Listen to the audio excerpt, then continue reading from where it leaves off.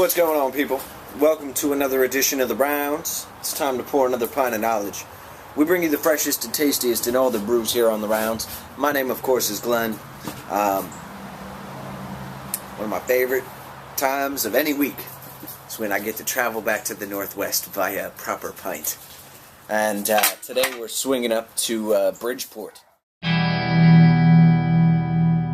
who I am a pretty solid fan of. We're going to check out Raven Mad, and as you can see, this is part of their Big Brew series. It comes in at 7.5% alcohol by volume. And you say, well, what makes this one worthy of the rounds? I think this one, I've got high hopes. Let's just put it that way. This is 50% bourbon barrel-aged porter blended with 50% oak-rested stout.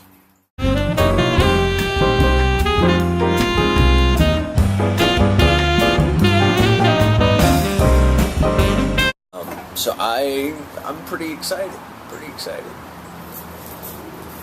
Black as night.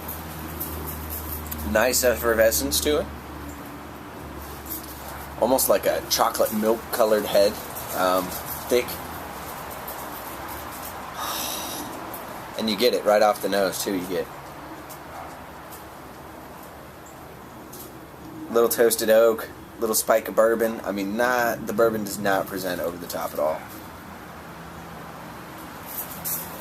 And a little bit almost of that rolled oat kind of malt profile to it. It smells a little bit like rolled oats.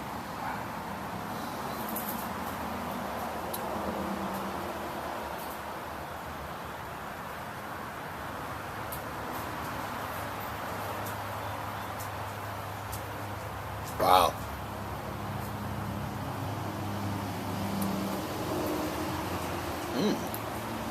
There's an interesting kind of fruity ester I'm getting at the end here. Very nice. Alright, let me see if I can break it down for you guys here.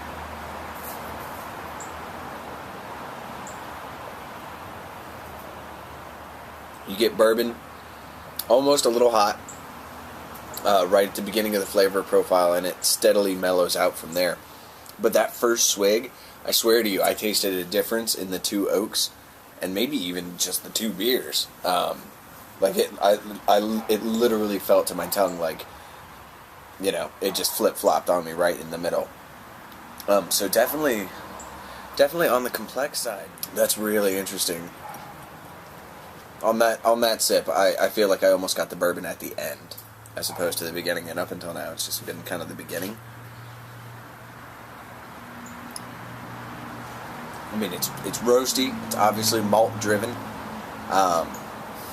The wood, I think, adds really nice diversity. There is a bit of hop bitterness here, but it doesn't present. And I definitely don't think it would be an excessively high bitterness unit. But with this style, it's so hard to tell because, I mean, just as a quick for instance, Founders. You throw out, you know, breakfast stout, Kentucky breakfast stout, Backwoods Bastard, Canadian breakfast stout. I think almost every single one of those beers I just named is 50 IBUs or better. And yet, because of the strength of the malt build, the barrel aging process involved, they go ahead and kick it up a notch, and it still comes out really mellow and subdued. I honestly don't even feel comfortable venturing a guess at the IBUs on this one, which they didn't list. In fact, this beer isn't even listed on their Big Brews section of their website. But what are you going to do? Price point. Sorry, I'm getting totally lost in the beer here. Price point should run you in the neighborhood of $6. Fantastic buy for $6. Yes, it's only 7.5%. They could have made this a behemoth Herculean beer and, you know, made it 10% or better quite easily. But I think this really makes the idea of an oak-aged beer kind of accessible on a daily basis. Of course, is like a black and black as opposed to a black and tan, where they've, you know, taken a porter and a stout, done them in two separate barrels, and blended the two threads together. This is fantastically done. $6 a bottle. It's American. It's independent. Get out there, support American, support independent. Drink to your health and your future. We will see you next time here on The Rounds. Guys, have a good one. Thanks for swinging by.